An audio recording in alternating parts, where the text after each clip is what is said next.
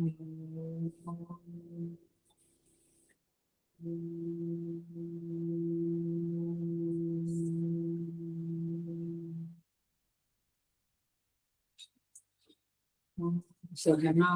भवतु सहनो भुनक्तु सह वीर्यं करवावहै तेजस्विनावधीतमस्तु मा विद्विषावहै। ॐ शान्ति शान्ति शान्तिः। समस्त जन कल्याणे निरतं करुणामय नमामि चिन्मय प्रेम सद्गुरु ब्रह्मविद्या।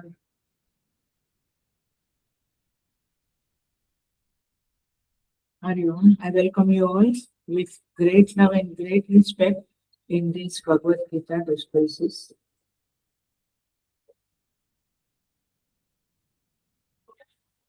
So हम षोडश अध्याय के ऊपर आए हैं, 16th चैप्टर। 5 श्लोक का चैंटिंग करेंगे हम। ओम श्री परमात्मने नमः। अथ षोडशोऽध्यायः। श्रीभगवान् उवाच अभयं सत्त्वसंशुद्धिः ज्ञानयोगव्यवस्थितिः दानं दमश्च यज्ञश्च स्वाध्यायस्तपार्जवम् अहिंसा सत्यमक्रोधः त्यागः शान्तिरपैशुनम् दया भूतेष्वलोलुप्त्वम् मार्दवम् वीरचापलम् तेजक्षमाधुति शौचम् अद्रोहो नातिमानिता भवन्ति सम्पदम् दैवीम् अभिजातस्य भारत दम्भो दर्पोऽभिमानश्च क्रोधः पारुष्यमेव च अज्ञानञ्चाभिजातस्य पार्थ सम्पदमासुरीम् दैवी सम्पद्विमोक्षाय निबन्धायासुरीमता मा शुचः सम्पदं दैवी अभिजातोऽसि पाण्डव।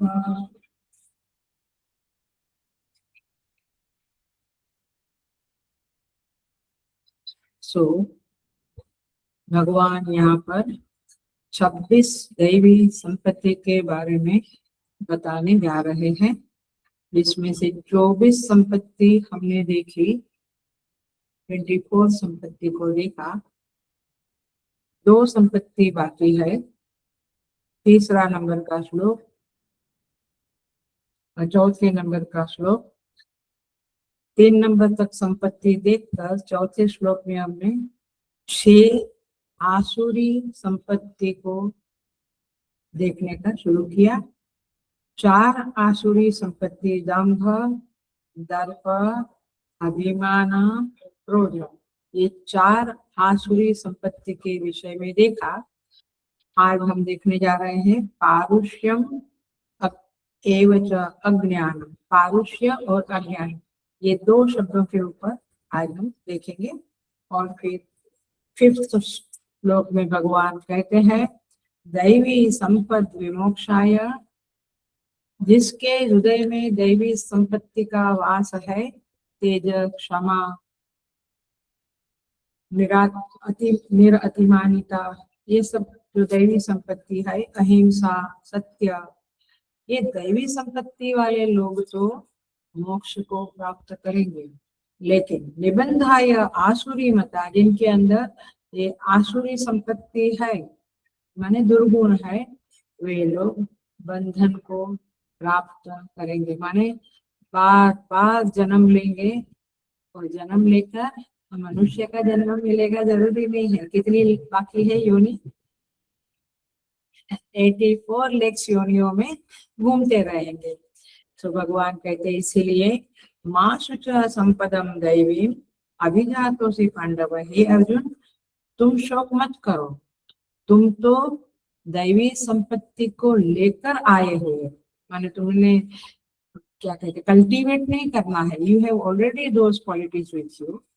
तो हे पांडव, ऐसा करके भगवान यहाँ पे 5 नंबर के श्लोक तक एक मोटा मोटा विश्लेषण किया दैवी संपत्ति का और आसुरी संपत्ति। अब सो पारुष्य पारुष्य और अज्ञान दो शब्दों को आज हमें देखना है और फिर थोड़ा दैवी संपत्ति और आसुरी संपत्ति के ऊपर हम बात करेंगे।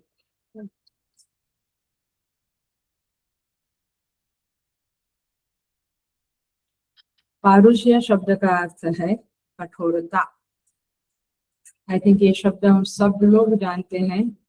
कठोर हृदय, हम कहते हैं ना बड़ा कठोर हृदय वाला है, तो कठोरता ये आसुरी संपत्ति है। और उसका विलोम क्या है? मार्दवम, जो दैवी संपत्ति में बताया गया था। मार्दवम माने मृदुता, रुजुता, सॉफ्टनेस, पीसफुलनेस, ये सब मार्दवम है। तो पारुष्य शब्द का अर्थ है कठोरता। किसी किसी लोग का इतना कठोर हृदय होता है, इसका इसका अंडरस्टैंडिंग क्या है? कठोर हृदय माने क्या है?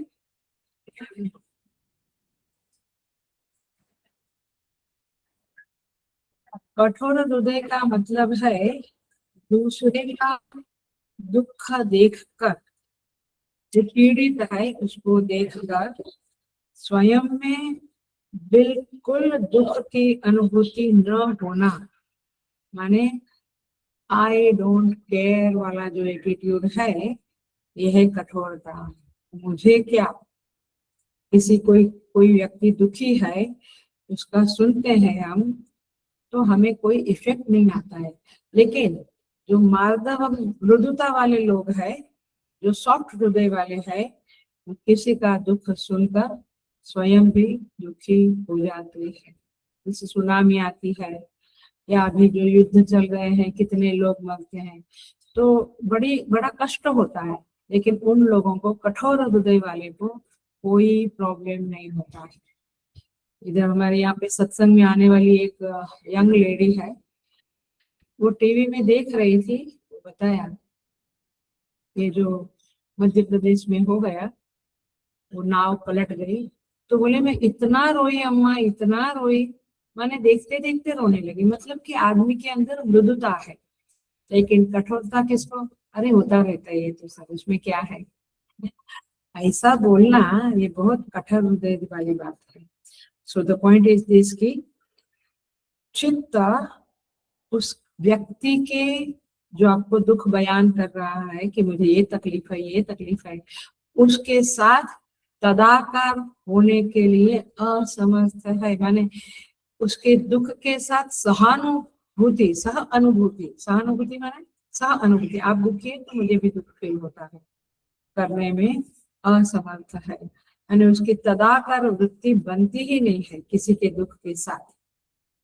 सो यदि हमारी वृत्ति किसी को दुखी देखकर उसके साथ एक रूप होती है, तो इसका अर्थ है कि आपके अंदर मार्दवता है, मृदुता है। मार्दव नाम का गुण दैवी संपत्ति है।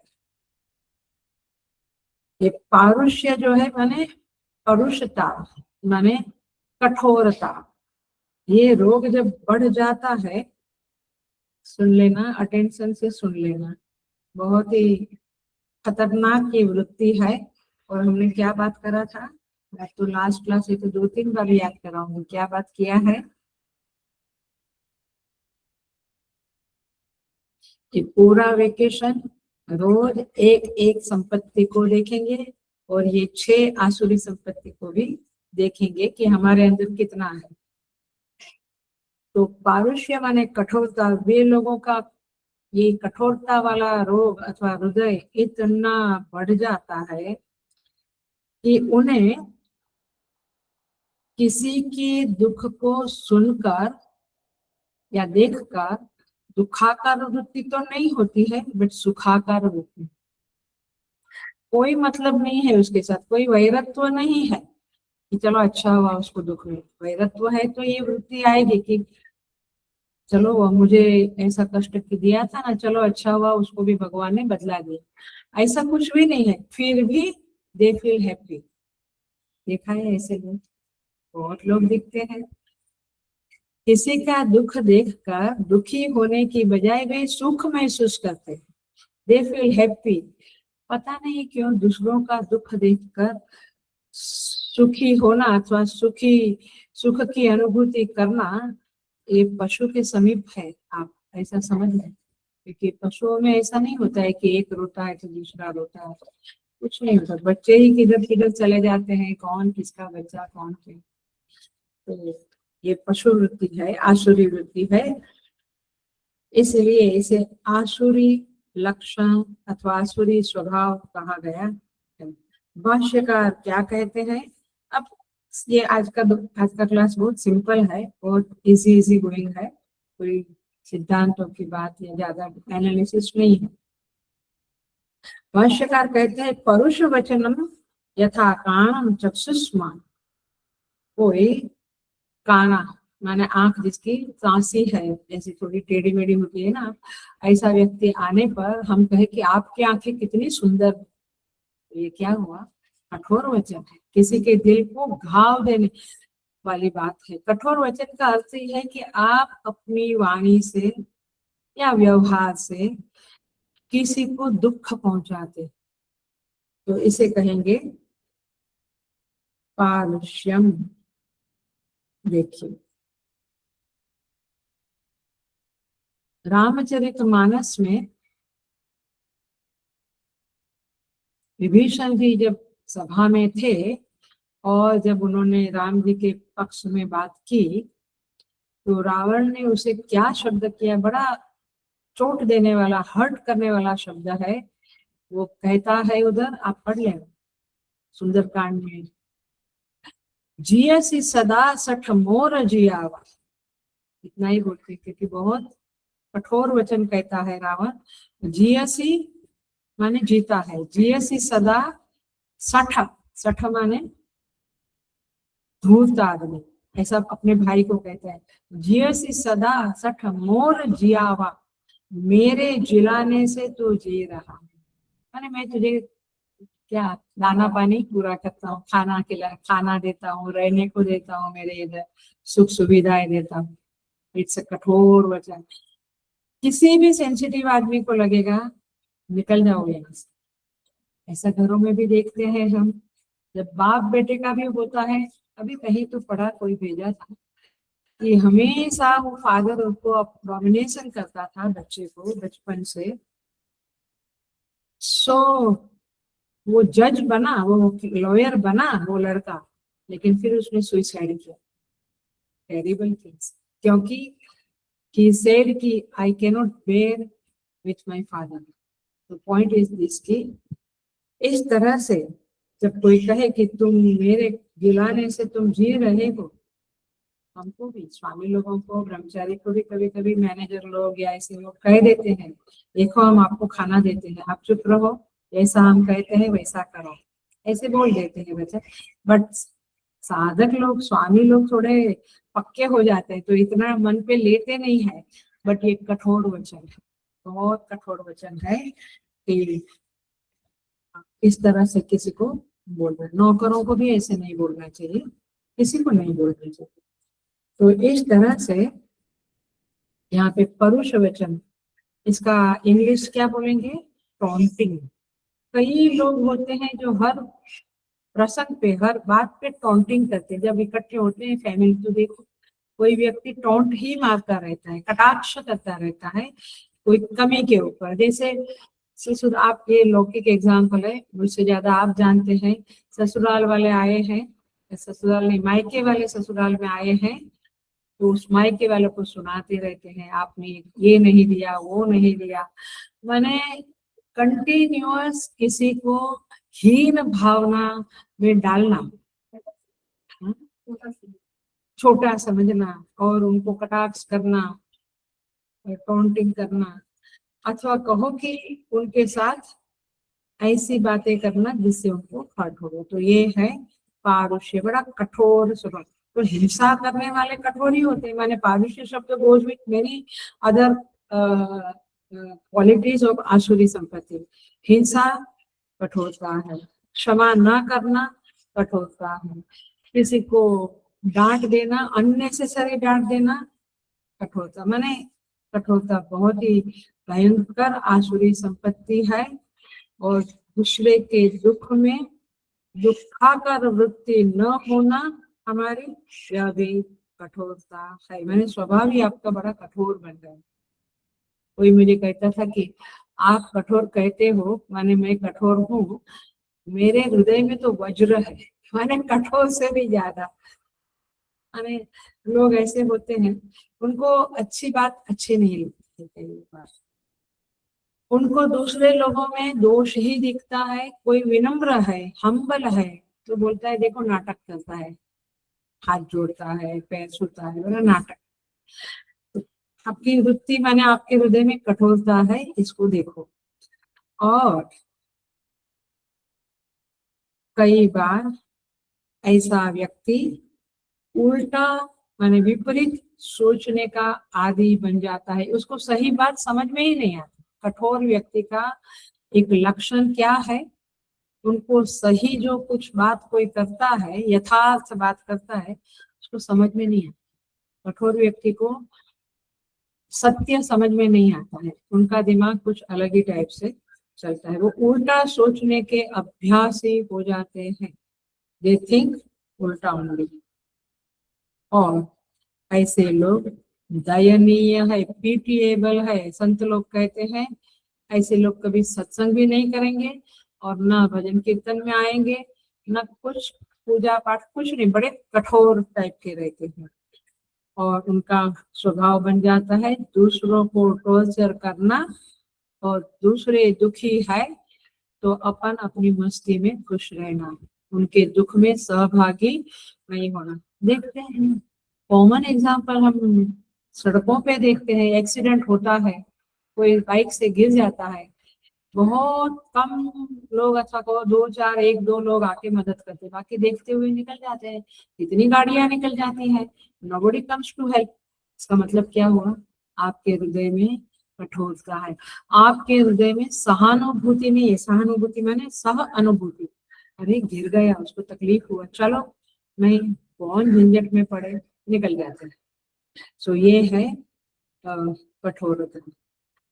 वैसे एक अलग है थोड़ा एग्जाम्पल, बट कर्ण को युद्ध के समय में जो उसका साथ ही था शल्य, वो कठोर वचन कहते रहते थे, बट वो स्ट्रेटजी था, उसके आधार पे कहते रहते थे। कठोर वचन से आदमी टूट जाता है। जो व्यक्ति ऑलरेडी उसको दुख है, उस दुख में सहभागी होकर मदद करने के बदले हम ये कहें तुम्हारे ही पाप का कर्म है, देखो इसलिए तुमको ऐसा हो, ऐसा लगेगा, तो ये कठोरता है।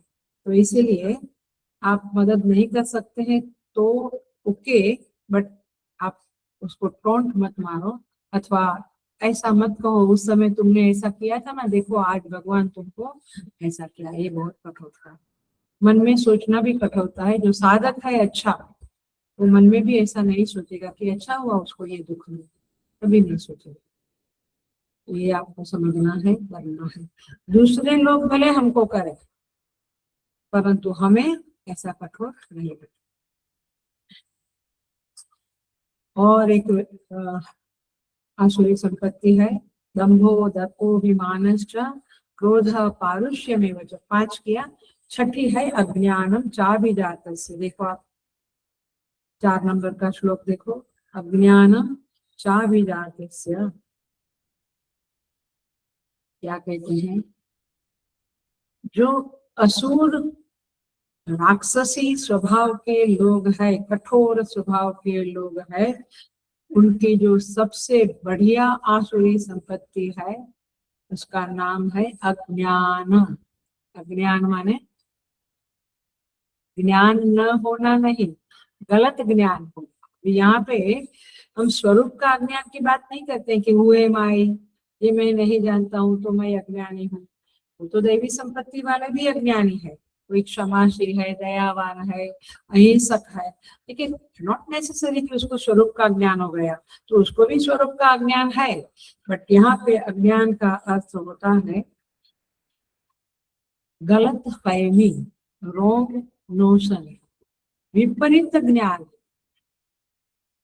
ये बाहर देखने की जरूरत नहीं है, हम सबको अनुभव है कि हम कभी कभी गलत ज्ञान में फंस जाते हैं। फिर ईश्वर कृपा से कुछ समय बाद हमें समझता है कि ओ आई वाज थिंकिंग रॉन्ग, मेरी समझ गलत समझ थी।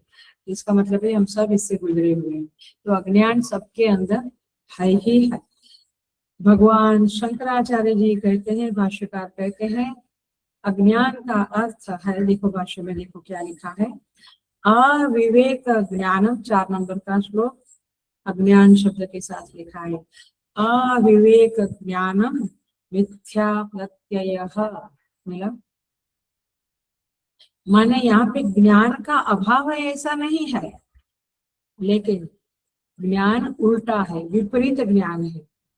जो उसको एग्जाम्पल दे तो जो करणीय है, करना चाहिए, उसे अकरणीय समझते हैं, और जो अकरणीय है उसे कर्तव्य समझते हैं। मतलब वो करणीय है ऐसा समझते हैं। सिंपल, जब लोग टाइम पास करते हैं तो उन्हें ये समझता नहीं है कि समय भगवान की कृपा से मिला है, उसका सदुपयोग करो, कुछ सत्संग करो, कुछ पूजा करो, कुछ जप करो। जो करणीय चीज क्या है, जप, पूजा, सत्संग, वो उनको लगता है अरे ये सब क्या करना है, इसमें तो कुछ करने से क्या मिलेगा आपको, हमको नहीं करना है। उनको पता ही नहीं है कि इससे पुण्य मिलेगा, इससे चित्त शुद्धि मिलेगी, इससे मन को शांति मिलेगी। They don't know and they don't want to know also. कई बार कोई समझ, पति पत्नी में बड़े मजेदार होता है, जो पति पत्नी साथ में साधना करने वाले हैं वो लकी है, लेकिन एक है और एक नहीं है तो वो झगड़े चलते ही रहते हैं। कहते हैं कि क्या मिला आपको, क्या स्वभाव सुधरा तुम्हारा, तो ये सत्संग वत्संग छोड़ दो। तो ये क्या हुआ, अविवेक, डिस्क्रिमिनेशन नहीं है, मतलब सही चीज क्या है उसकी समझ। बच्चे लोगों को देखो, बच्चे कहते क्यों अभी से करना है मुझे, अरे अभी से ही करना है, आगे चल के नहीं होगा, अभी से ही करना है। सो ये है मिथ्या ज्ञान, झूठा ज्ञान, गलत ज्ञान। देखिए इस बात को गीता जी ही कहते हैं, गीता जी खुद ही, गीता जी के ऊपर भाष्य है, ये स्वामी जी बहुत बार बोलते हैं। 18th चैप्टर, 18वां अध्याय आएगा अभी थोड़े समय के बाद। 18th चैप्टर के 30 नंबर के श्लोक में लिखते हैं, माने भगवान कहते हैं, प्रवृत्तिं च निवृत्तिं च जना न विदु आसुराः। मतलब ये है कि असुर वृत्ति के लोग को कहाँ निवृत्ति कर लेनी चाहिए, कहाँ प्रवृत्ति करनी चाहिए। माने झूठ बोलने के लिए होठों पे शब्द आए तो भी उधर से विड्रॉ कर लेना चाहिए, और जप तप इत्यादि अवश्य करना चाहिए। ये आसुरी वृत्ति वाले को नहीं समझता है। आप देखिए वे लोग झूठ भी बोल देते हैं और जप तप भी नहीं करते हैं। इसका मतलब क्या हुआ, आसुरी संपत्ति वाले लोग, उनको समझता ही नहीं, उनके अंदर विवेक ही नहीं है। जबकि हम सत्संग किया है तो हमारे अंदर विवेक है।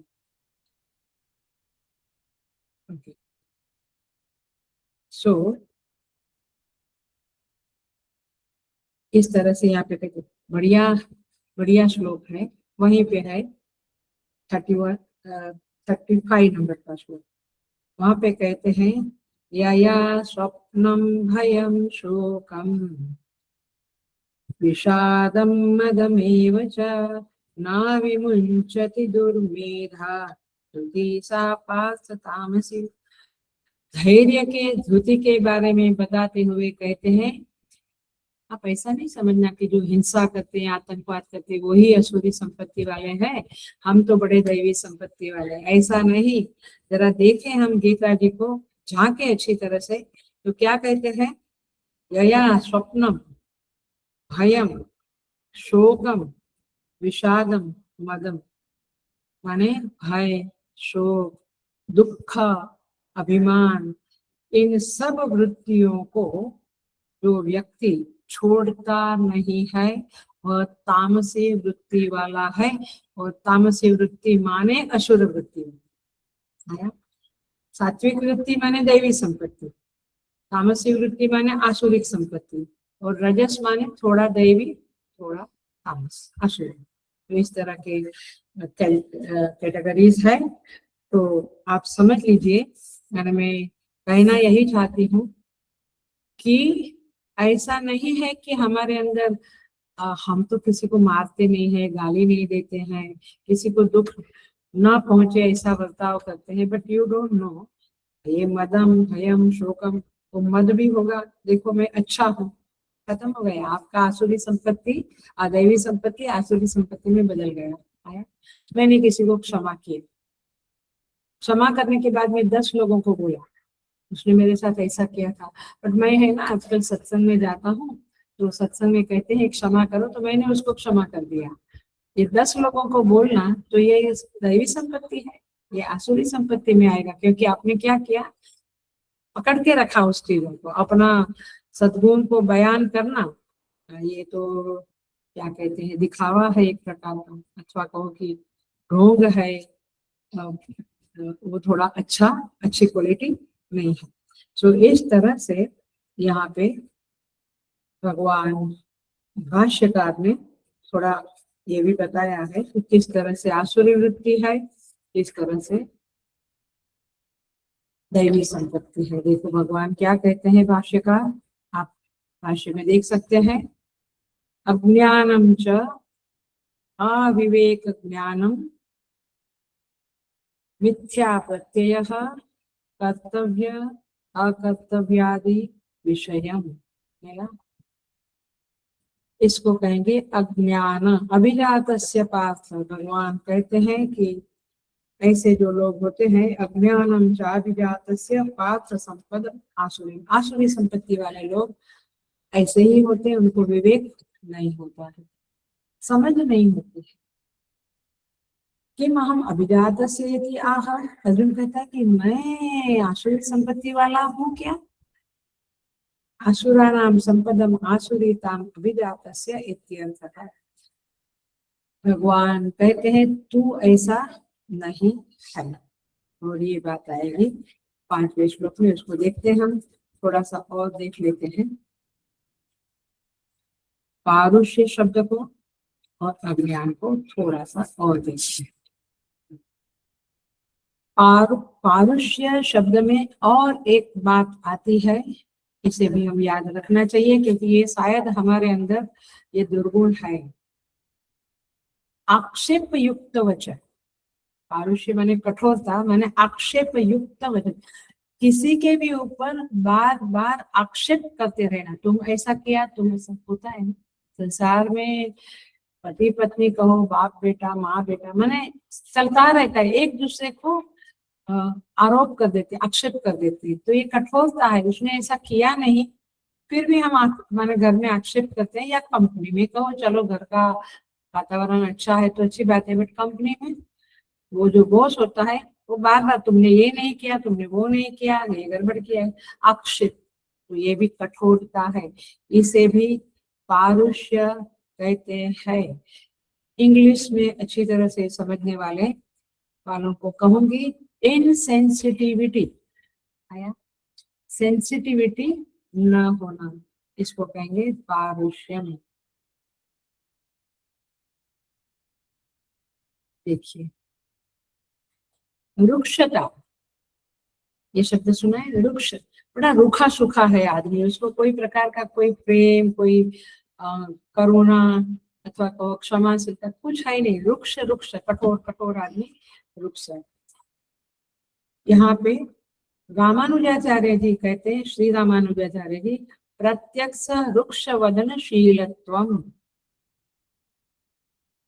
मुंह पे ही कटु वचन बोलना, किसी के बारे में पीछे से बोलना तो एक चीज है, उसको तो कहते हैं कि जो पीछे से बोलते हैं निंदा बोलते हैं, निंदा करते हैं, लेकिन सामने ही कटु भाषण कर देना, तुम ऐसे हो तुम वैसे हो, ये भी हम देखते हैं घर में, भाई बहन भाई भाई सब झगड़ा करते हैं, तो ये सब चीजें दिखती है, तो इसको कहेंगे प्रत्यक्ष रुक्ष वदन शीलत्व, ऐसा स्वभाव हो जाता है, सामने ही कुछ कुछ, फिर क्या कहते हैं, हम तो स्पष्ट बोलने वाले हैं, आप स्पष्ट बोलने वाले हैं, लेकिन ऐसा मुंह पे कटु वचन बोलना, ये स्पष्ट बोलना नहीं होता है, इसको भी मधु करके, मधु करके मैंने थोड़ा मीठा करके बोल सकते हैं। आप सत्य बोलो लेकिन थोड़ा मीठा करके बोलो, तो इसको कहेंगे पारुष्य, कोमलता का अभाव, शीतलता का अभाव, दूसरे के दिल को शीतलता देने के बदले अग्नि देना, क्रोध देना। माने सामने वाला व्यक्ति कैसे क्रोधित होवे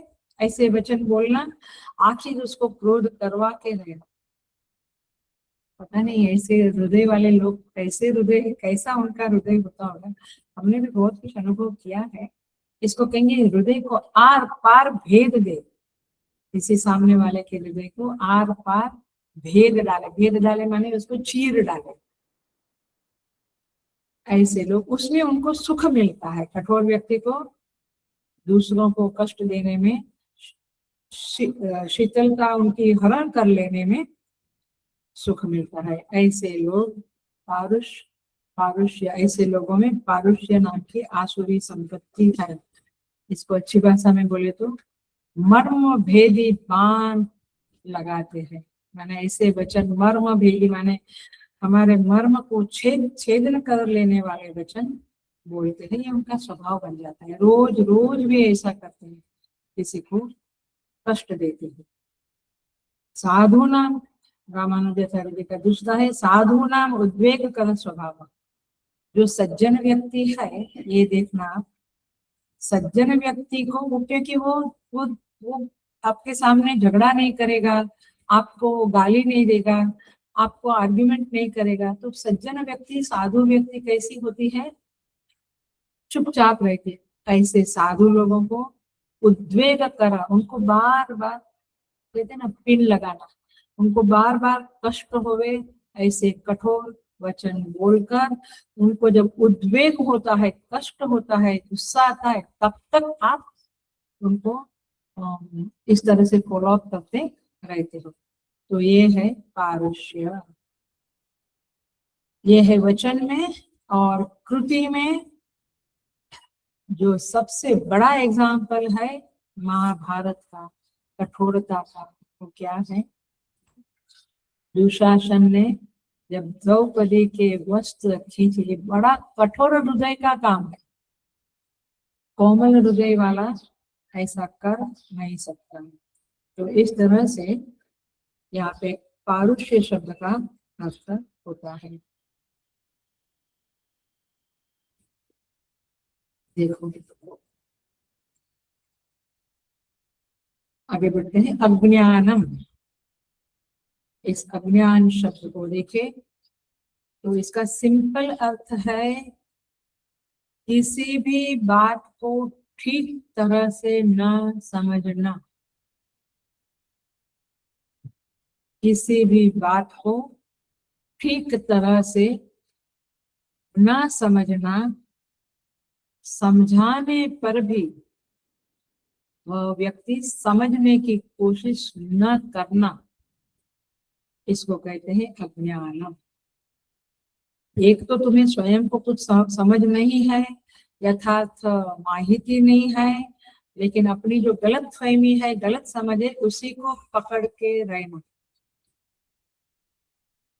देखो आप मेड लोगों को भी कितनी अच्छी बातें करते हैं, नहीं समझते। हम कर्म का संदर्भ दिखाते हैं, देखो पिछले जन्म में कुछ होगा तो इस जन्म में आपको ये करना पड़ रहा है, अभी आप झूठ मत बोलो, अभी आप गलतियां मत करो।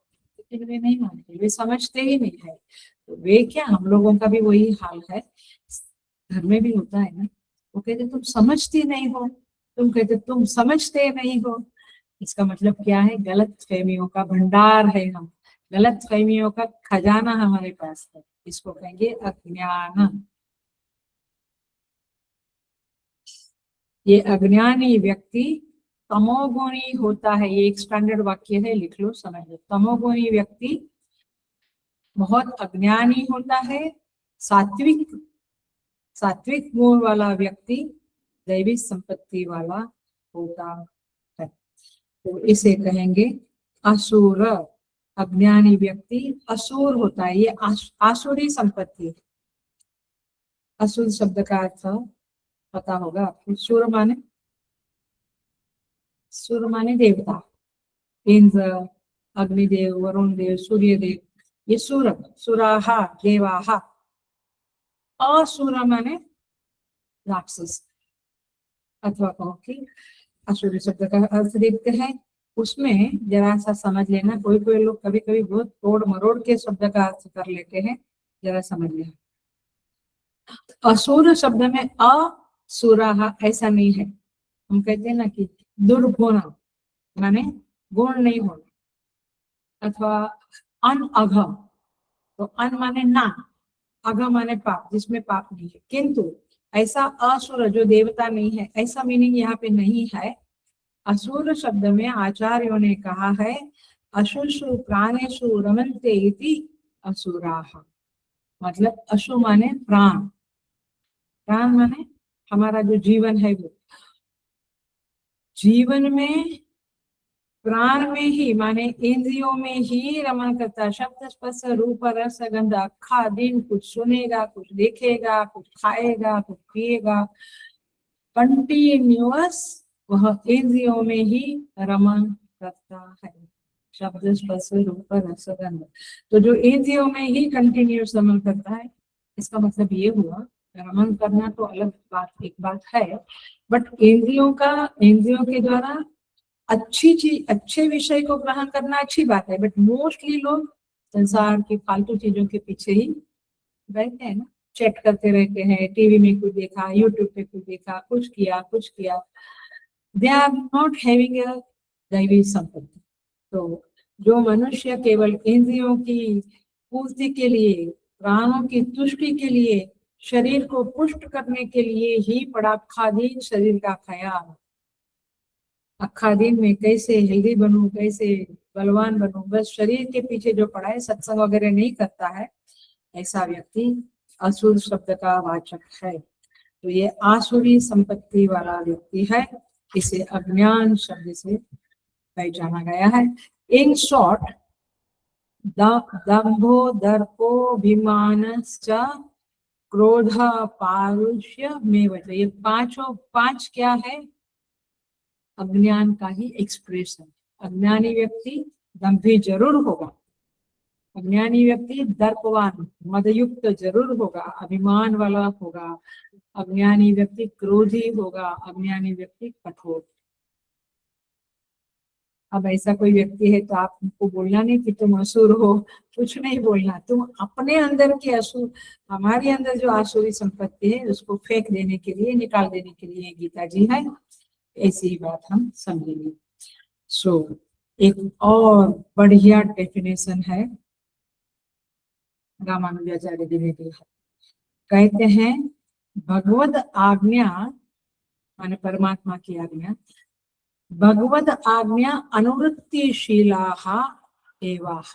देव कौन है, देवी संपत्ति वाला कौन है, भगवद आज्ञा अनुवृत्तिशीलाः, उनकी बातों को मानने वाला, भगवान के बताए हुए आदेशों को जीवन में पालन करने वाला, इम्बाइब करने वाला, वो कौन है, दैवी संपत्ति माने देवाः। आसुरी संपत्ति क्या है, भगवद आज्ञा अतिवृत्तिशीला, अतिवृत्ति माने उसका पालन न करने वाला जो है, भगवान ने क्या कहा है, परस्परम भावयन्त श्रेय परम वाप्नुयात्, आप परस्पर एक दूसरे को सहाय करो, ऐसा नहीं कि एक व्यक्ति सहाय करते, अघा युरेन्द्रिया रामः मोघम पास जीवति।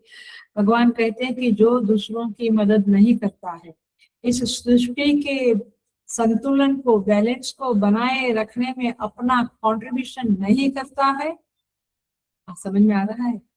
कई लोग उल्टा करते हैं, संसार के, दुनिया के संतुलन को बिगाड़ने की कोशिश, ये आतंकवाद, ये हिंसा, ये क्या है, जो एक शांति से जीवन जी रहे हैं लोग, उनका जीवन में बैलेंस को हटा देना, माने इम्बैलेंस कर देना लाइफ को।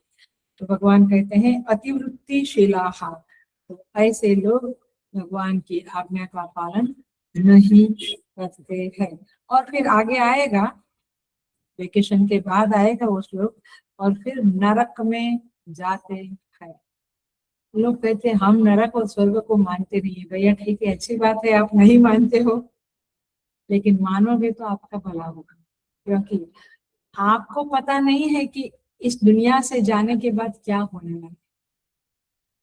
तो कम से कम जो हमारे बड़े लोग हैं, ऋषि मुनि लोग हैं, साधु संत लोग हैं, उनकी बात समझो, मानो कि नरक में जाना पड़ेगा, फिर भयंकर पीड़ा है। और इसीलिए अभी से ही ईश्वर की आज्ञा माननी चाहिए। हमारे जो रूल्स है, रेगुलेशंस है, ऋषि मुनियों ने कहा है बचपन में गुरुकुल में भेजना, माने जैसे बाल उस समय गुरुकुल, अभी बाल विहार में भेजो, या ऐसे कोई वर्ग होते हैं उसमें भेजो, ये सब आज्ञा है। नहीं मानते हैं, नहीं भेजते हैं, फिर जब बड़ा बच्चा बड़ा होता है, उतना ही मेरी बात सुनता नहीं है, मेरे पास आके बोलते। मैं बोला आपने बचपन में उसको कुछ सिखाया? नहीं, उसको इंटरेस्ट नहीं था, तो फिर हमने जबरदस्ती नहीं किया। क्या जबरदस्ती नहीं किया कि तू कम से कम तू हमारा जो देवारा है, देवघर है, घर में जो पूजा है वहां पे नमस्कार करके सुबह एक बार नमस्कार करो। नहीं, वो मानता ही नहीं था, तो फिर हमने छोड़ दिया। दो लगा के मनवाना चाहिए, तो तभी नहीं माना, अभी क्या मानेगा। क्योंकि आपने भगवान की आज्ञा नहीं मानी कि घर में शाम को दिया बत्ती होके भजन होना, आरती होना, सुबह को पूजा होना। हम कुछ मानते नहीं है भगवान की बात, हमारे बच्चे हमारी बात नहीं मानते हैं, सीधा सा नियम है। आपने उनकी बात नहीं मानी, गुरुजनों की। हमारे जो साधु संत होते हैं घरों में, कोई ना कोई संत को लोग फॉलो करते हैं, चाहे समर्थ स्वामी हो, चाहे गजानन महाराज हो, या जो भी हो। तो उनकी पोथी में बताते हैं क्या करना चाहिए, बट हम ना पोथी पढ़ते हैं, ना उनका गुरुचरित्र पढ़ते हैं, ऋषि सरस्वती का, मैंने कुछ पढ़ते नहीं, कुछ करते नहीं, फॉलो नहीं करते, फॉलो नहीं करते। तो हमारे बच्चे भी हमको फॉलो नहीं करते, and then we say I am very much hurt. आजकल वो है ना, ऐसा हो गया है, ऐसा होगा ही क्योंकि आपने उसको सिखाया नहीं। सो एनीवे, ज्यादा ये नहीं करती हूँ, बट इसको कहेंगे अज्ञान। अब देखो, अज्ञान का एक और बात बताते हैं हम, क्योंकि ये जबरदस्त आसुरी संपत्ति, सबसे बड़ी आसुरी संपत्ति है। इसके पहले हम 5वां श्लोक जरा सा देख लेते हैं। दैवी संपद विमोक्षाय, 5th नंबर का श्लोक, निबंधाय सुरीमता माशु च संपदम दैवीम अभिजातोसि पांडव। भगवान कहते हैं, श्री कृष्ण भगवान, दैवी संपद विमोक्षाय, क्या लिखा है भाष्यकार ने, देखो शांकर भाष्य में, विमोक्षाय संसार बंधनात्,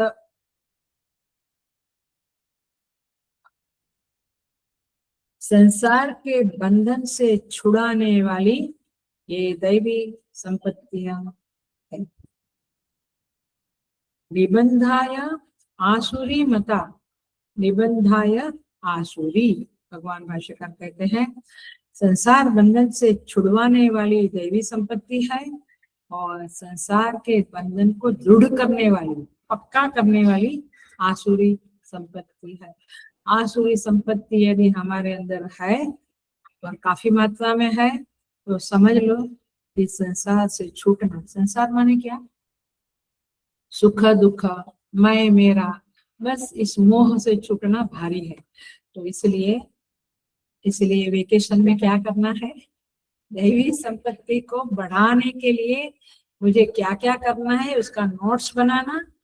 पहले तो ये संपत्ति अहिंसा मेरे अंदर कितने परसेंटेज में है, और फिर उस अहिंसा नाम की दैवी संपत्ति को, क्षमा नाम की दैवी संपत्ति को बढ़ाने के लिए मैं क्या करूं, मेरे व्यवहार में कहाँ मैंने इस संपत्ति को ओमिट कर डाला है, मैंने हटा दिया है, मैं उसको जीवन में वापस लाऊं, ये वो होमवर्क जरूर करना है।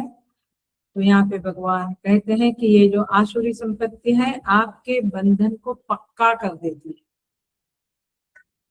आपको जन्मों जन्म ये 84 लाख योनि में घूमना पड़ेगा। जरा सा एक देख लेते हैं, माने शब्द का संबंध देख लेते। कई लोग कुछ भी मरोड़ मरोड़ के कुछ बोलते हैं। निबंधाय, निबंधाय माने निर्गुण माने क्या? गुण रहित। निशेष माने क्या? जहाँ शेष नहीं है। तो नि शब्द निबंधाय माने निशेषेण बंधाय, अच्छी तरह से बांधने के लिए। इसका अर्थ होता है, भाष्यकार ने देखो क्या लिखा है, निशेषेण बंधाय। मिला? निशेषेण बंधाय, भाष्यकार 5वां नंबर के श्लोक में लिखते हैं। माने ऐसा भाष्यकार ने कहा कि ऐसा मत लो, ये अर्थ नहीं है। भाष्यकार कहते हैं नियत बंध। मिला? नियत बंध शब्द। नियत बंध माने ये बंधन जो है ना आपका, वो नियत है, वो है ही। आपको कोई बंधन में डालेगा ऐसा नहीं है। आपका आप आए हो इस संसार में, मतलब आपका बंधन पक्का है।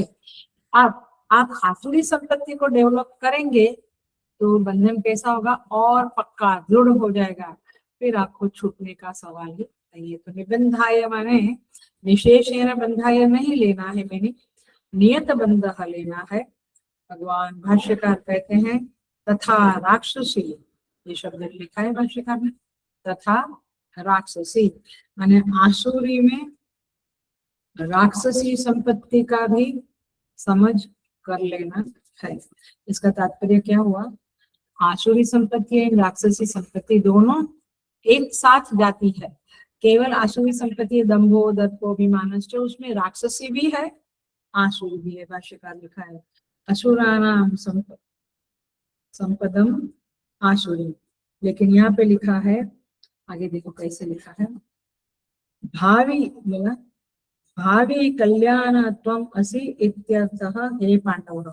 सेकंड लाइन में भगवान कहते हैं मां शुच, हे अर्जुन तुम शोक मत करो। क्यों? संपदम दैवीम अभिजातोसि पांडव, तुम दैवी संपत्ति को लेकर उत्पन्न हुए हो। क्योंकि अर्जुन को डर लगता है कि मेरे अंदर तो ये सब कुछ नहीं होगा, क्रोध पारुष्य वगैरह। लेकिन एक बात यहाँ पे संतों ने कही है, वो याद रखे, हर एक व्यक्ति में दैवी संपत्ति और आसुरी संपत्ति रहती ही है। लेकिन जो साधक है वह लोग इस आसुरी संपत्ति को धीरे धीरे क्षय करते हैं, माने अपने अंदर से इस संपत्ति को हटाने की कोशिश करते हैं अथवा उसकी मात्रा कम करते हैं। दर्प है, दंभ है। पहले मैं 24 घंटा दर्प और दंभ में रहता था, अभी मैं 1 घंटा ही, मैंने समझ लो कि 10% ही है, अभी 100% नहीं है। तो ये स्वभाव में मिश्रण है, इसलिए कभी ऐसा नहीं कहना कि मैं तो केवल दैवी संपत्ति वाला हूँ। नो, आसुरी भी है। ये बात सही है कि शायद आपने साधना करते करते आसुरी संपत्ति को बहुत क्षीण कर डाला है, 10% 5% कर डाला है, बट ये रहता तो है ही। तो अर्जुन को थोड़ा चिंता हुआ, तो अर्जुन का मन को भाप कर जान कर भगवान ने कहा मां शुचो, तुम शोक मत करो, तुम्हारे अंदर ये नहीं है। माने हमें भी हमारे अंदर देखना चाहिए कितना है। तो यहाँ पे भगवान कहते, कई बार भगवान ने अर्जुन को अनघ कहा है। अनघ माने निष्पाप। तो तुम दैवी संपत्ति वाले हो, निष्पाप हो, तुम ऐसा मत सोचो। और लास्ट शब्द देखते हैं भावी कल्याणाः त्वम असि इत्यर्थः, तुम्हारा तो भविष्य में कल्याण ही होगा। लास्ट लाइन है 5वें नंबर के श्लोक में, मिल गया 5 नंबर का श्लोक, लास्ट लाइन भाष्य की, भावी कल्याण, भविष्य में तेरा कल्याण होने वाला है। यदि भगवान ऐसा वाक्य बोल दिया तो क्या बढ़िया है। कहीं साधु संत भी बोल देते हैं तो हमें कितना अच्छा लगता है। तो भगवान ने कहा तेरा कल्याण ही कल्याण है, तुम चिंता मत करो। क्यों कहा? क्योंकि अर्जुन में ये दैवी संपत्ति प्रचुर मात्रा में, प्रकृष्ट मात्रा में थी, और आसुरी संपत्ति very very very very less थी। देखते हैं 2-4 बातें। क्या संपत्ति थी अर्जुन में? अभय। सबसे पहले कभी किसी से भयभीत नहीं होता था। उसको ये युद्ध करना था महाभारत का, लेकिन जब अर्जुन और दुर्योधन भगवान श्री कृष्ण के पास मांगने गए तो भगवान ने कहा, या तो मेरी पूरी यादव सेना आपको मिल जाएगी या तो मैं निशस्त्र अकेला मिलूंगा, आपको क्या चाहिए। अर्जुन ने क्या मांगा, प्रभु निशस्त्र आप मेरे साथ आइए। उसको भय नहीं था कि मैं यादव सेना नहीं ली तो मेरा क्या होगा, क्योंकि जनरली लोग तो क्या कहेंगे, लोग दे दो इतने, तुम अकेले को लेकर हम क्या करेंगे। लेकिन अर्जुन समझदार था और अभयवान था, तो इसलिए भगवान शिव जी के साथ लड़ाई किया था उन्होंने, काय को याद है ना, ये खांडव के संदर्भ में लड़ाई किया था। वो समझ गया कि सामने मेरे भगवान है, शक्तिशाली है, लेकिन वो हारा नहीं, वो पीछे हट किया नहीं, वो युद्ध किया और बाद में उनको भगवान ने प्रसन्न होकर क्या क्या आयुध दिए। तो निर्भयता का एग्जाम्पल है अर्जुन, शरणागति का एग्जाम्पल है अर्जुन। माने सारी दैवी संपत्ति तो हम अभी करने नहीं बैठेंगे, 26 की 26 अर्जुन में थी, बट दो चार देखते हैं। शरणागति, धर्म सम्मत रहना, माने धर्म के साथ रहना।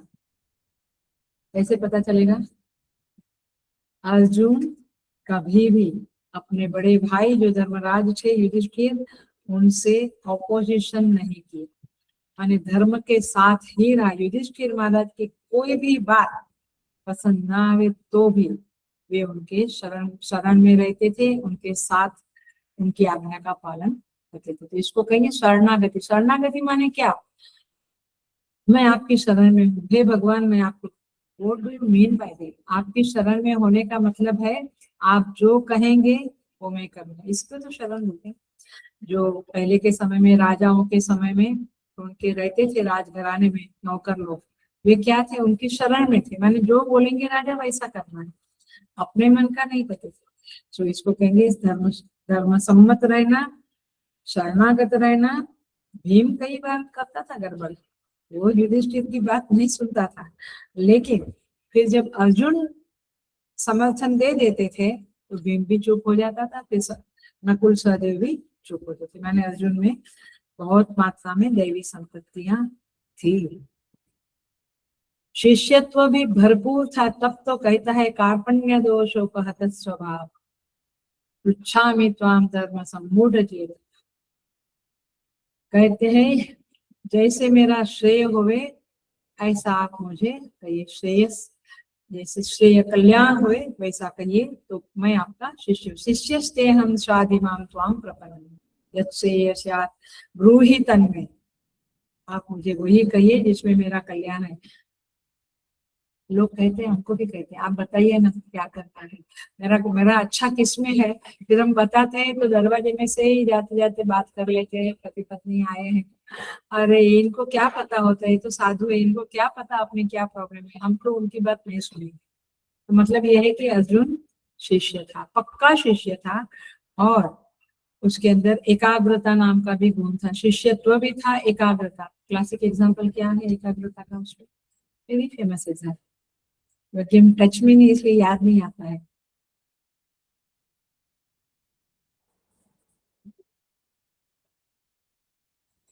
मत्स्य वेद, मछली की आंख, याद आया, पूरा वो चक्र घूमता है और घूमते हुए चक्र से मछली को देखकर उसकी आंख, दाई आंख को, बाई आंख को छेदन करना, बाण मारना, एकाग्रता जबरदस्ती, वैराग्य भी जबरदस्त। आप कभी गीता पूरी हो जाने के बाद कभी टाइम मिलता है, पूरी गीता में अर्जुन की जो बातें हैं, अथवा महाभारत भी पढ़ने से भी आपको पता चलेगा अर्जुन की क्वालिटीज, ये टाइटल देकर एक बड़ा ऐसे लिखो तो आपको पता चलेगा कि अर्जुन क्या चीज थी, जिसके कारण भगवान कहते हैं कि जो अर्जुन का सखा है वो मेरा सखा है, जो अर्जुन का दुश्मन है वो मेरा दुश्मन है। मतलब कि अर्जुन को भगवान ने बिल्कुल अपने साथ एक रूप करके समझा था, तभी तो ना यहाँ पे अतिशय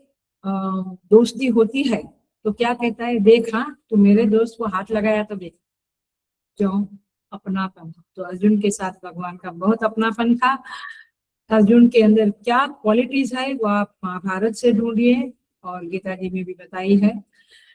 आपको अच्छा लगेगा। और फिर वो क्वालिटीज देखकर हम गीता के श्रोता है अथवा गीता के वक्ता है अथवा गीता के पठन करने वाले हैं, तो हमें उन क्वालिटीज को अपनाकर अर्जुन बनना चाहिए। We should become like Arjun. Then only Arjun को गीता बताई, ऐसे भगवान हमें अंदर अपने हृदय में गीता बताएंगे। जैसे भगवान ने बाहर बताई रणभूमि में, लेकिन हमारे अंदर भी एक रणभूमि चल रही है, तो भगवान वहां पे अपनी आवाज खोलकर हमें बताएंगे। कब? जब हम अर्जुन जैसे बनने की कोशिश करें। तो यही दैवी संपत्ति का सार है। वैराग्य जबरदस्त था अर्जुन में। क्या बोलता है सेकंड चैप्टर में, कार्पण्य दोषों के बाद का श्लोक 8 नंबर का श्लोक में कहता है, नहीं प्रपश्यामि ममापनोद्यात् यच्छोकमुच्छोषणमिन्द्रियाणाम् अवाप्य भूमावसपत्नमृद्धम् राज्यं सुराणामपि चाधिपत्यम्। मुझे स्वर्ग का राज्य नहीं चाहिए, मुझे कुछ भी नहीं चाहिए, मुझे इस दुनिया में नहीं प्रपश्यामि, मैं कोई भी चीज ऐसी नहीं देख पा रहा हूँ जो मेरे इंद्रियों के, मेरे मन के शोक को, दुख को दूर कर सके। इसलिए हम क्या कहते हैं, ये संसार आपको, आपके दुख हरण करने वाला नहीं है, दुख देने वाला है और दुख को बढ़ाने वाला भी है। ये संसार का सुख, संसार माने शरीर भी, थोड़ा दिन सुख दिया फिर से वही, मतलब कि संसार की कोई चीज ऐसी नहीं है जो इंद्रियों में जो शोक है, दुख है, उसको दूर करे। टेम्पररी करेगा दुख, आइसक्रीम खाया तो थोड़ा एसिडिटी कम हो गया, समथिंग लाइक दैट, या कुछ किसी को ये झुक झुक जाने से कोई संबंध हमारा टूटने वाला था वो टिक गया, बट ऑल द टाइम फिर वो माइंड में टेंशन रहता है ना, फिर से बिगड़े नहीं वो समय। तो आप क्या जी रहे हैं? सच में हम देखें तो हम सच में ये संसार में बहुत डिफिकल्ट है सुखी रहना।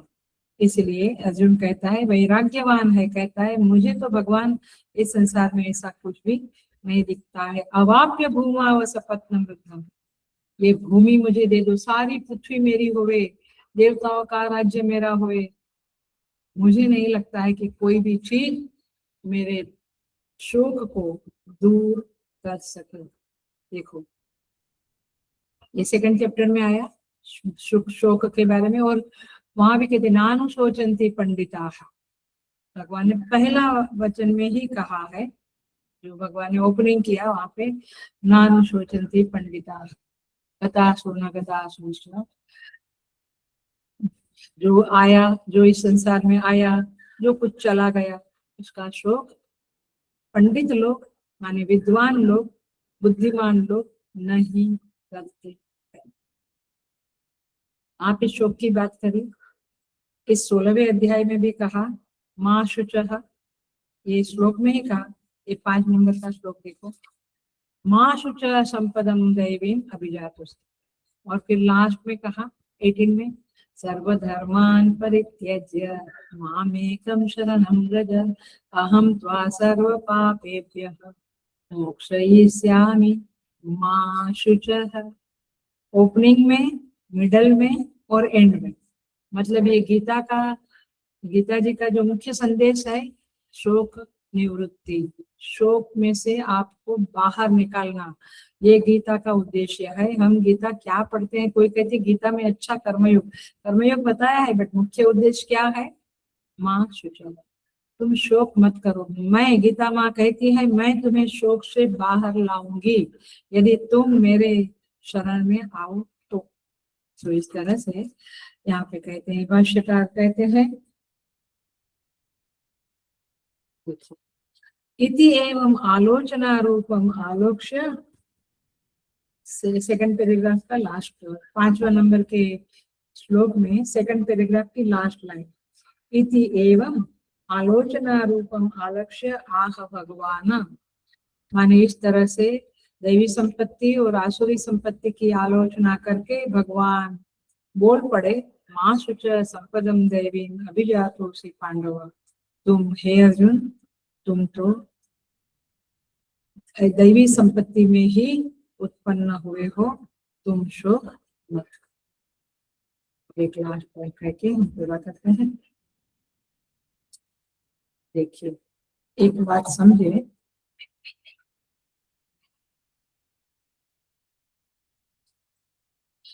जो व्यक्ति, अभी मैं कौन सा शब्द समझा रही हूँ, तो दैवी संपत्ति विमोक्षाय, ये मोक्ष शब्द को थोड़ा सा हम समझे, वैसे कहा है बट इसे रिमाइंड कर लेते हैं।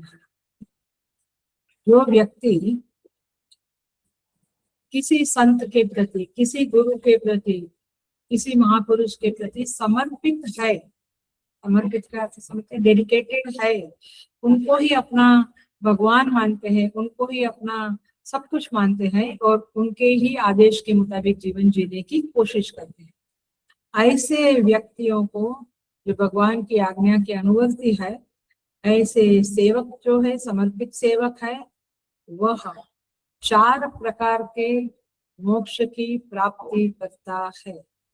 जो वेदांत का मोक्ष है, क्या अज्ञान का नाश, वो तो हाईएस्ट है, बट एक उपासना करने वाले और अच्छा देवी संपत्ति को फॉलो करने वाले हैं, वो 4 प्रकार के मोक्ष को प्राप्त करते हैं। देखते हैं हम क्या है। पहला है सालोक्य। सालोक्य मोक्ष, मोक्ष के 4 प्रकार हैं। पहला है सालोक्य। सालोक्य का अर्थ होता है भगवान इतने प्रसन्न होते हैं आपसे, जब आप दैवी संपत्ति को फॉलो करते हैं, भगवान प्रसन्न होकर आपको अपने पास बुला लेते हैं। आप देखो, संसार में देखो, कोई अच्छा स्टूडेंट होए तो गुरु उसको टीचर बना देता है, माने उसको एक टीचर का जॉब मिल जाता है। कोई अच्छा स्टूडेंट है, हमारे जो आचार्य थे, वो जैसे कोर्स खत्म हुआ और पूज्य गुरुदेव ने उनको आचार्य बना दिया, which is not a joke. माने कुछ 10-15 साल के बाद या ऐसे आपको आचार्य बनाया जाता है, बट मतलब क्यों, मतलब कि सांदीपनी में बुला लिया, तो साल हो के अपने लोक में, अपने इसमें बुला लिया। तो ये क्या है, साल हो के। जो ब्रह्मचारी लोग कोर्स करते हैं 2 साल का, उनको भी जो ब्रह्मचारी दीक्षा मिलती है, दीक्षा मिलने का मतलब क्या है, अब आप मिशन में एब्सॉर्ब हो गए, मतलब कि आप सालों के शब्द समझता है। वैसे तो वैकुंठ कैलाश की बातें हैं, बट मैं आपको लौकिक स्तर पे समझाती हूँ। तो संसार में भी इस तरह से फिर गुरुजन क्या करते हैं, उनको दीक्षा देके मिशन में एब्सॉर्ब कर लेते हैं, माने मिशन में, मिशन का जो लोक है उसमें रख देते हैं। माने अभी हमारा थाने सेंटर है, बम्बई में 14 सेंटर है, पूरे वर्ल्ड में काफी सेंटर है, किसी भी सेंटर में उनको सेवा दे दी, इसका मतलब क्या हुआ, सालोक्य मुक्ति हो गई, मैंने अपने चरणों में शिष्य को ले लिया।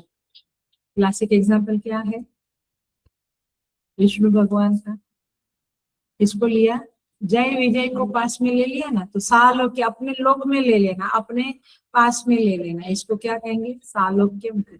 तो दैवी संपत्ति आपके अंदर होगी तो आप गुरुजन, संतजन, आश्रम या फिर ब्रह्मलोक, विष्णु लोक, कैलाश लोक, कैलाश में रुद्रगण जो है वो क्या है, सालोक्य मुक्ति वाले हैं, वो भगवान के कैलाश में ही रहते हैं, तो उनके उधर ही रहते हैं, तो इसे कहेंगे सालोक्य मुक्ति। भगवान का लोक में आप आराम से रहो वहां पे। और दूसरा है सामीप्य मुक्ति। अब देखो, जो लोग भगवान के लोक में रहते हैं अथवा गुरुजनों के आश्रम में रहते हैं, सेंटरों में रहते हैं, उनको गुरुजनों का सामीप्य मिलता ही है। करेक्ट। जैसे हमारे ऋतु में लोग रहते हैं तो रोज मंदिर में आते हैं, तो उनको रोज सामीप्य मिलता है भगवान का, kind of. So point is this की सामीप्य, तो जय विजय को भी सामीप्य मिला, रुद्रगणों को भी मिला। इस तरह से लोक में जो साकेत में जो जाते, राम जी के भगत है, बहुत सारी भगवान राम की जो क्वालिटीज है, उस क्वालिटीज को मेरे जीवन में मैं लाऊं, ऐसा मानने वाले, करने वाले लोग साकेत में जाते हैं। साकेत क्या है, राम जी का स्थान है। तो इस तरह से सालोक्य, सामीप्य। तीसरी कौन सी है, सारूप्य। 4 मुक्ति है, सालोक्य, सामीप्य, तीसरी है सारूप्य और चौथी है सायुज्य। हो गई 4 मुक्ति बराबर समझ में आई।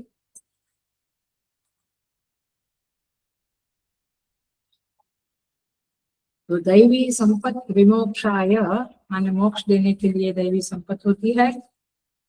तो सारूप्य का अर्थ ऐसा नहीं कि भगवान के जैसा रूप मिलेगा, वो तो मिलता ही है। आप देखो शिष्य लोगों को देखो, बिल्कुल गुरुजन जैसे बोलते हैं, चलते हैं, जिस तरह से लोगों से व्यवहार करते, वो चीज उनके अंदर आने लगती है ना। जो गुरुजनों के समीप वाले जो शिष्य है, आश्रम में ही हमेशा रहते हैं, पास में रहते हैं। आश्रम में तो बहुत लोग रहते हैं, बट कुछ लोग गुरुजनों के खास लोग उनके आसपास ही रहते हैं। उनका खाना बनाना, उनका सब कुटिया साफ करना वगैरह वगैरह, उनका पीए बनके, उनका असिस्टेंट बनके वगैरह। तो ऐसे ऐसी मुक्ति है। माने आपको संसार से तो मुक्ति हो गई ना, क्योंकि आप संत के साथ रहने लगे। इसे कहेंगे सारूप्य मुक्ति। सारूप्य शब्द का अर्थ है गुरुजन के पास ऐश्वर्य है तो आपका भी वही रूप है। तो वो आश्रम समृद्ध है, ऐश्वर्यवान है, तो फिर आपका भी ऐश्वर्य हो ही गया, क्योंकि आप वो आश्रम के गुरु के साथ रहते हैं। गुरु का ज्ञान है तो आपको भी ज्ञान मिलता है। सारूप्य माने केवल रूप मिलता है ऐसा नहीं, गुरु के पास ज्ञान है, क्योंकि आप उनके आसपास है, आप देखते हैं वो किसको क्या जवाब देते हैं, किससे क्या बात करते हैं, तो आपको सीख जाते हैं आप। तो ज्ञान भी मिलता है, रूप भी मिलता है, ऐश्वर्य भी मिलता है। गुरुजन में वैराग्य है तो आप में भी वैराग्य आता है, क्योंकि आप उनके आसपास रहते हो। तो आप देखते हैं कि अरे उनके अंदर तो कोई लालसा है ही नहीं, तो फिर आपको लगता है मुझे भी वैसा बनना चाहिए, और आ जाता है संग वैसा रंग। आप उनके संग में रहेंगे तो उनके जैसा वैराग्य भी आपके अंदर आएगा, धर्म आएगा। तो इस तरह से काफी काफी एग्जाम्पल्स है कि जहाँ पे ऐसा हो जाता है। मोस्टली आप आश्रमों में देखिएगा, जो गुरु के संत के एकदम निकट के लोग हैं, उनमें ये क्वालिटीज दिखती है। वे किसी से बात नहीं करते हैं फालतू, किसी से आश्रम में बाकी के लोग हैं, वे एक दूसरे से बात करने बैठेंगे, जाएंगे कमरे में। ये जो नजदीक के हैं, ये डेडिकेटेड है, इनके चित्त में गुरु के आदेश और गुरु की बातों के सिवा कुछ नहीं रहता है। मैंने तो देखा है, चुपचाप रहते हैं वे लोग, वेरी डिफिकल्ट, लेकिन उनकी पसंदगी हुई है तो कुछ है उनके अंदर, तभी तो। मुझे नहीं लगता है कि मैं 10 साल गणेशपुरी में रही तो गुरुमाई जी के और बाबा जी के जो नजदीक के लोग थे, थोड़े से होते हैं 5-15 लोग, वो लोग कभी हमारे साथ बात किया, मतलब ऐसा अभिमानी ऐसा नहीं, they are absorbed into the guru. Guru जो बोला, और कुछ काम नहीं है सपोज किसी समय में, तो भी वे गुरु का ही सब स्मरण करते हैं, माने दे आर एब्सॉर्ब्ड इनटू गुरु, गुरु का आदेश, गुरु की सेवा, और तब जाके उनको निकटता मिलती है। अच्छा मुझे ये बताओ, चलो ये मोदी जी जैसे प्राइम मिनिस्टर लोग हैं या सीएम लोग हैं, इस मुख्यमंत्री वगैरह, उनके जो अंदर के लोग हैं, वे क्या सबसे वो गोला खाने बैठेंगे गर्मी के सीजन में, बर्फ का गोला खाने जाएंगे, वो भेलपूरी खाने जाएंगे? नहीं, they are absorbed and they are very secretive, they are very dedicated to their boss. तो इस तरह से यहाँ होता है, वैसा वहां होता है।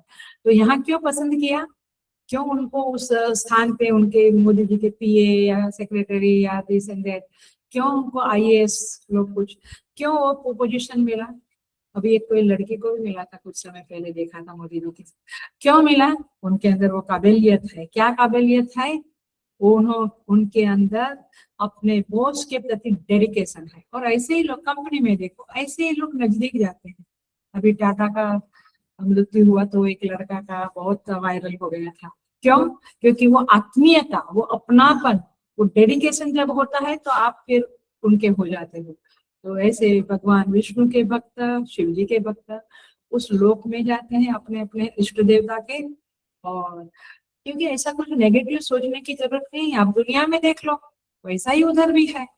तो वे लोग वहां जाते हैं, उनके लोक में रहते हैं, उनके समीप रहते हैं, और फिर उनके जैसा सारूप्य होता है। और सायुज्य, चौथा मोक्ष क्या है? सालोक्य, सामीप्य, सारूप्य और चौथा है सायुज्य। सायुज्य का अर्थ होता है बिल्कुल उनके साथ एक रूप हो जाते हैं। उनकी जो वाणी होती है ना, वह क्या होती है, उन लोग जब सुनते हैं उस शिष्यों की वाणी तो वे डाउट नहीं करते, वे समझते हैं कि ये जो बोलता है वो गुरु का ही बोलता है।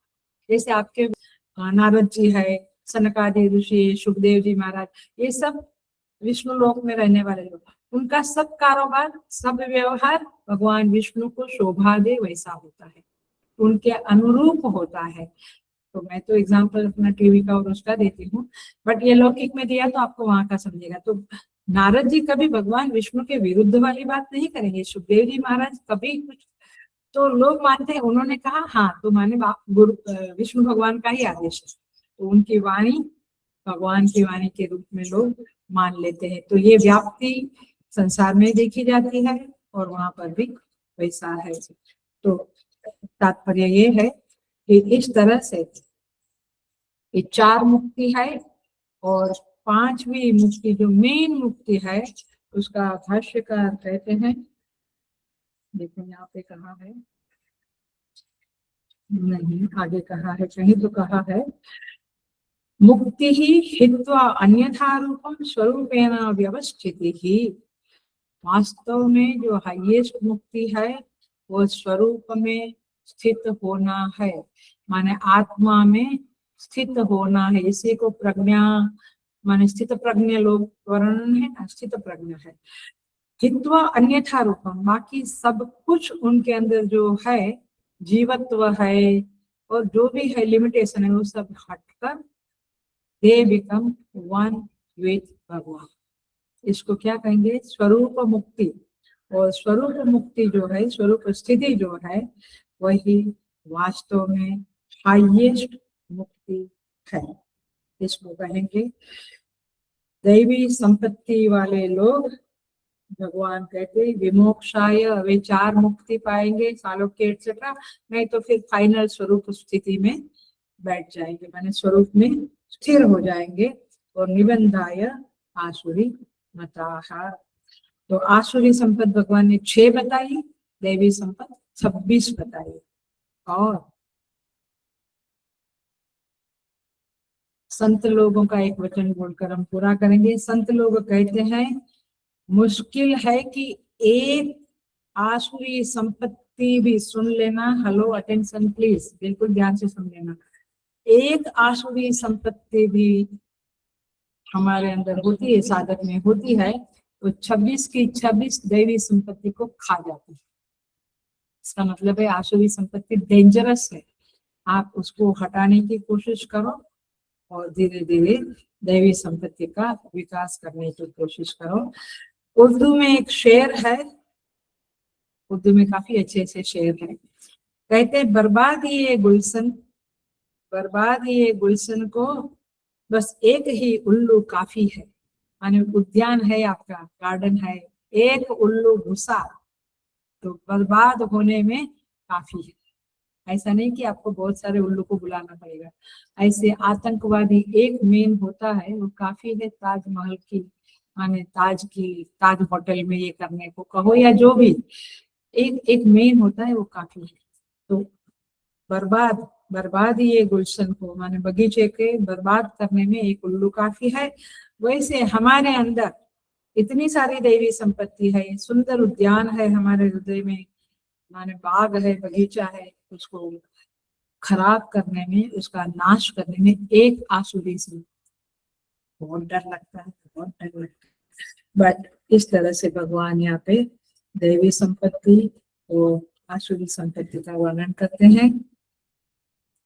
पूर्णमद पूर्णमिदं पूर्णात् पूर्णमुदच्यते पूर्णस्य पूर्णमादाय पूर्णमेवावशिष्यते। ओम शांति शांति शांति। हरि ओम। श्री गुरुभ्यो नमः। हरि